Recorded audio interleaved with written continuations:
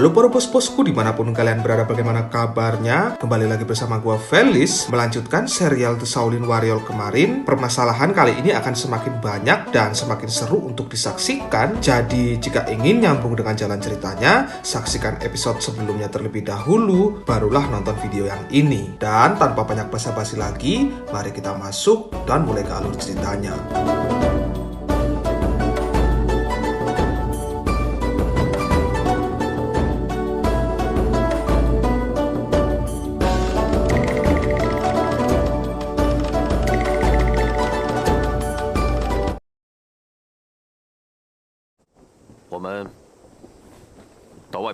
Merasa curiga San akan membocorkan strateginya, Jenderal Qi memintanya untuk mengobrol di luar saja. Yang di sini San langsung tersinggung, lantas membela diri. Di mana saat ini San benar-benar sudah tak mau membantu bajak laut lagi, dan tujuan dirinya menyumbang makanan tersebut murni karena sebenarnya punya perasaan ke Jenderal Qi. Dan kebenaran bahwa San sudah benar-benar tidak berpihak ke bajak laut langsung dibuktikan saat ia kembali ke rumah, yang mana saat ditanya oleh anaknya Tuan Wong, San tak menjawab apa-apa dan ia justru mengatakan tak bisa masuk ke dalam karena dijaga ketat pasukan.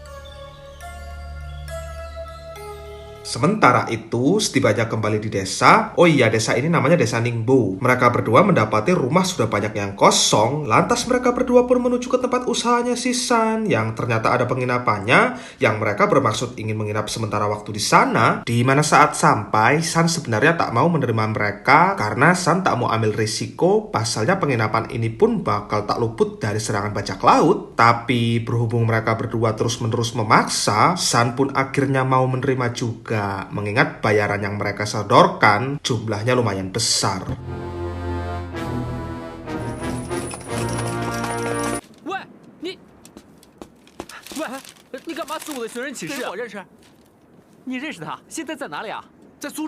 Gagal mengutus San untuk jadi mata-mata, anak tiri Wong kali ini memanfaatkan Roland untuk melihat strategi Jenderal Qi kembali. Roland diiming-imingi akan dipertemukan dengan ayahnya, yang Roland pun langsung mengiyakan. Lantas pergilah ia menuju ke ruangannya Jenderal Qi saat esok hari tiba. Di mana saat Jenderal Qi lengah, di situ Roland langsung mencarinya dan akhirnya dapat juga. Lantas pamitlah ia dengan situasi otak yang sudah mengingat strategi tersebut. Strategi di mana saat sudah berhasil menggambarnya, Roland sempat tak tega lalu merobeknya kembali. Tapi karena ingin sekali bertemu dengan ayahnya, Roland pun pada akhirnya menggambar ulang lalu memberikannya ke anak tiri Wong.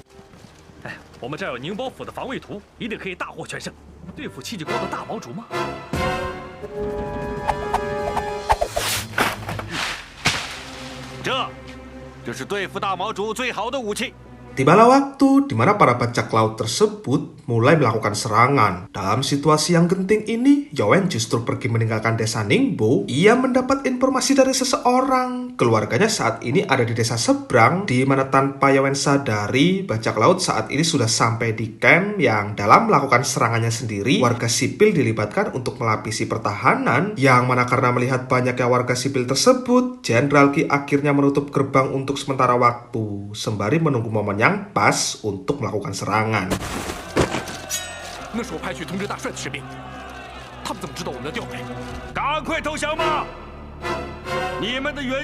Dan bersamaan dengan itu, Yowen sampai juga di kediaman orang tuanya, lantas bertemulah dia dengan ayah dan ibunya, dan entah apa permasalahannya, meskipun sudah memohon ingin tinggal di sini, Yowen tetap diusir walaupun sang ibu agak berat melepaskannya. Di mana saat itulah, peperangan pecah juga karena pasukan di gerbang utara dan selatan sudah kalah duluan. Jenderal Qi, yang awalnya sebenarnya ingin masih bertahan, mau tidak mau harus meradeni bajak laut sebelum semua anak buahnya tewas, dan dengan berbekal senjata seadanya, Jenderal Qi pun ikut turun ke lokasi, dan dengan ini pertarungan pun dimulai.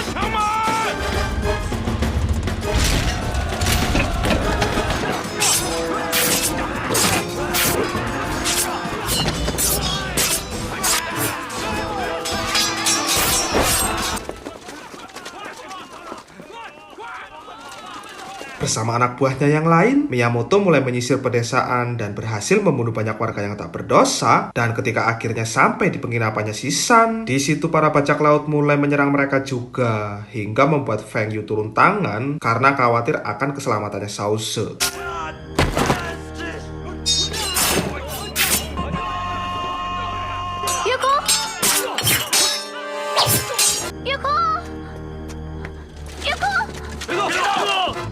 标致的丫头啊！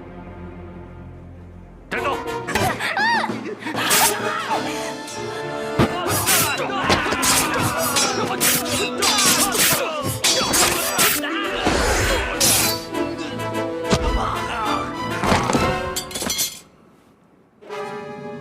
！Dengan membawa bendera kebesaran sebagai senjata, Yukong mulai melakukan serangan bersama para pasukannya, dan di tempat lain, Jenderal Qi yang bersama para pasukan bambunya mulai mengalami kekalahan karena para bajak laut sudah mempersiapkan senjata penangkalnya.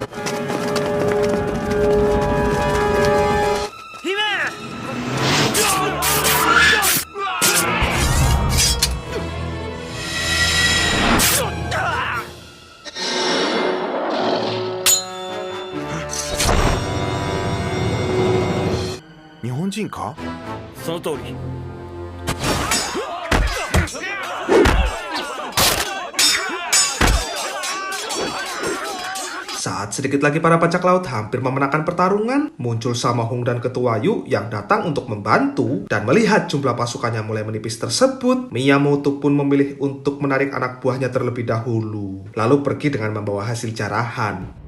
那两个野僧是谁？少林寺的，火速赶回列表山！来！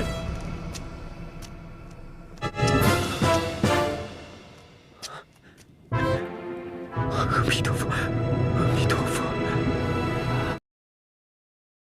Akibat peperangan besar-besaran ini, banyak pasukan yang terluka parah, banyak juga yang tewas. Yawen yang saat itu baru muncul mendapat tuduhan dari Jenderal Qi, yang Jenderal Qi menganggap Yawenlah sosok si pengkhianat yang membocorkan strateginya, di mana Yawen saat itu juga langsung akan dieksekusi, yang saat itu juga langsung mendapat pembelaan dari Sammo Hung karena tidak mungkin muridnya punya jiwa seperti itu, dan alih-alih memaksa ingin tetap menghukumnya, Jenderal Qi justru yang akan mendapat hukuman dari Ketua Wan karena dianggap gagal hingga menyebabkan banyak pasukan yang tewas.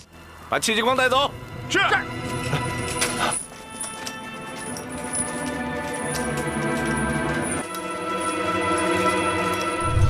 Setelah semua yang terjadi, setelah banyak sekali pertumpahan darah, Yukong berniat ingin pulang bersama gurunya. Ternyata memiliki jiwa seorang biksu sejati membuat Yukong tak sanggup jika harus terus-menerus melihat korban berjatuhan, di mana pada momen ini sang guru pun menasehatinya kembali, yang intinya meminta mereka berdua untuk bertahan karena ini merupakan bagian dari tanggung jawab. Dan setelah mengiringi kepergian sang guru tersebut, di sini Yawen menyesali semua kejadian ini, dan ia berjanji jika perang terjadi lagi ia akan ada di barisan paling depan. 岳文，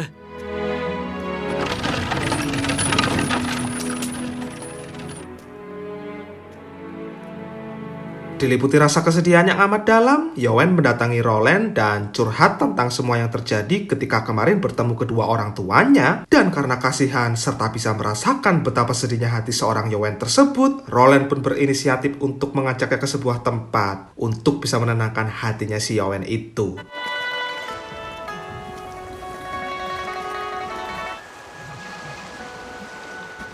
15年来，每天太阳出来的时候，我就会给自己一份希望。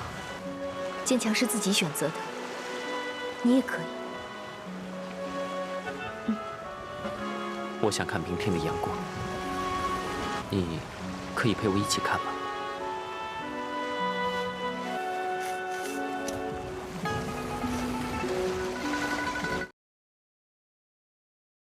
Singkat cerita, esok hari pun tiba. Sebagai seorang asisten yang sangat setia, Jinke memohon ke Ketua Yu untuk mau membebaskan Jenderal Qi dari tangan Ketua Wan. Jinke memohon terus-menerus, yang akhirnya membuat Ketua Yu tergerak. Lantas pergilah ia menuju ke tempatnya Ketua Wan, di mana karena Ketua Wan pasti tak akan membebaskannya, Ketua Yu pun mengancamnya akan melaporkan ke pengadilan dengan tuduhan menggelapkan anggaran yang menyebabkan kekalahan perang. Di mana meski endingnya mau membebaskan Jenderal Qi, dari sini Ketua Wan juga membenci Ketua Yu, yang itu artinya Ketua Wan akan membalasnya suatu saat nanti.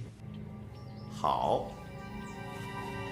有种 Adegan berpindah di kediaman kapal bajak laut. Terlihat saat ini Tuan Wong kedatangan tamu dari Jepang, yaitu Yamaguchi dan saudaranya Hideyoshi, di mana maksud dari kedatangan mereka ini adalah untuk meminta stok kain katun, sutra, obat-obatan, dan berbagai macam bahan pokok lainnya yang kebetulan stok di Jepang saat ini sudah habis. Di mana terjawablah sudah, Tuan Wong memang berbisnis dengan para bajak laut yang dikirim ke Jepang, yang tujuannya sudah pasti cuan. Dan setelah disanggupi permintaannya oleh Tuan Wong, mereka berdua meminta satu permintaan lagi, yaitu ingin mengelilingi kota Ningbo untuk melihat-lihat. Dengan ditemani Tiger, mereka semua menuju ke penginapannya Shisan yang kebetulan saat itu disaksikan Jenderal Qi yang tengah mencari angin. Dan karena melihat ada orang Jepang yang menuju ke penginapan, Jenderal Qi langsung berprasangka buruk terhadap Shisan. Dan Jenderal Qi di sini tanpa ragu-ragu menuduh San adalah dalang di balik kekalahan pasukannya.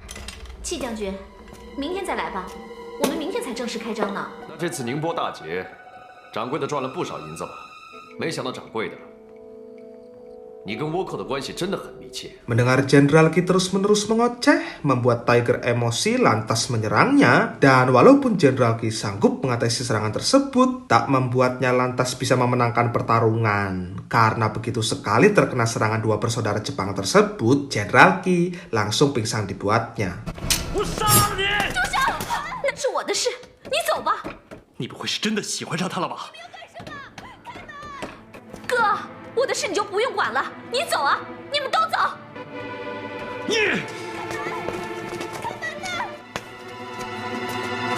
来人呐，送戚将军回去。是。 Dengan penuh perasaan, San menjaga Jenderal Qi hingga dia siuman. Tapi begitu melihat San ada di sini, Jenderal Qi lagi-lagi menuduhnya, yang itu membuat San jadi sedih, lantas pergi dengan mengisyaratkan siapa pelaku yang sebenarnya. 其实，我已经知道奸细是谁了。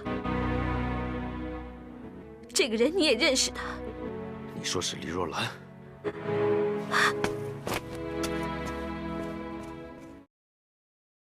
Keesokan harinya, dengan segala hormat, Jenderal Qi meminta maaf karena telah menuduh Yowen sebagai pengkhianat. Yowen pun memaafkannya, dan di sini mereka berdua membangkitkan suasana dengan akan melatih kembali. Di mana setelah itu, Shin pun dikembalikan ke Shisan yang tengah menginterogasi Roland, yang tanpa sepengetahuan si Roland, Jenderal Qi ada di sana untuk mendengarkan kesaksiannya. Dan begitu Roland mengakui semua pengkhianatannya tersebut, Jenderal Qi pun muncul yang membuat Roland terkejut. Dan dengan segala ketidakpercayaannya, Jenderal Qi bermaksud ingin mengeksekusinya.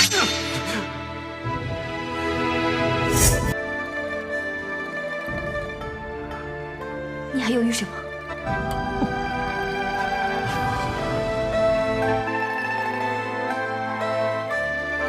Tak lama, muncul Yowen yang akhirnya mengetahui juga kalau Roland lah sosok si pengkhianat tersebut. Tapi karena melihat Roland nangis dan mengakui kesalahannya itu, Yowen pun malah menyalahkan Jenderal Qi dan menganggap Jenderal Qi terlalu kepala batu, tak pernah memikirkan perasaan orang lain.